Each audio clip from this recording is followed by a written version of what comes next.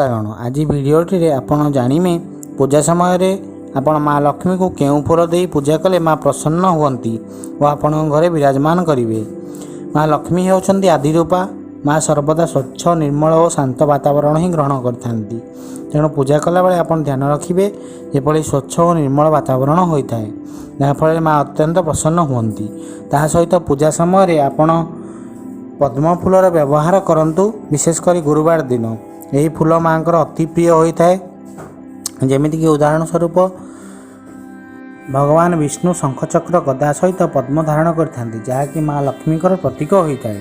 तेणु पद्म फूलर व्यवहार कले आपण धन लाभ होगा सह ऐश्वर्य प्राप्ति पाइबे। सेहीपरि मंगलवार रे आपण नाली रंगर गोलाप फूल दे माँ को पूजा करें। यह भी माँ अत्यंत पसंदर फूल होता है जहाँकि पूजा कले माँ अत्यंत खुशी होती और वर प्रदान करती। अन्य दिन गुड़िक आपण हलदिया रंगर फूल को व्यवहार कर माँ को पूजा करें। शनिवार दिन आपण अपराजिता फूल धला रंगर अपराजिता फूल को व्यवहार कर पूजा करूँ जहाँफल आपण को शुभ फल प्राप्ति हुए।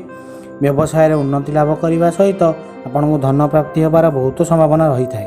शेष में एति कहि दर्शक बंधु केवल फूल नुहे पूजारे भक्ति ही होची सर्व एक माध्यम जहाँकि भगवान को प्रसन्न करता है। तेणु केवल फूल नुह भक्ति सहकार पूजा कले आपण शुभ फल पाइबे निहाती भावे।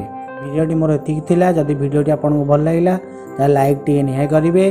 चैनल को जदि प्रथम थर आसुचंती चैनल को सब्सक्राइब कर दियंतु। तले थिबा सब्सक्राइब बटन को प्रेस करके जहाँफल आप मोर ये भिडियो गुड़िक आपण मोबाइल रे पाइजिबे।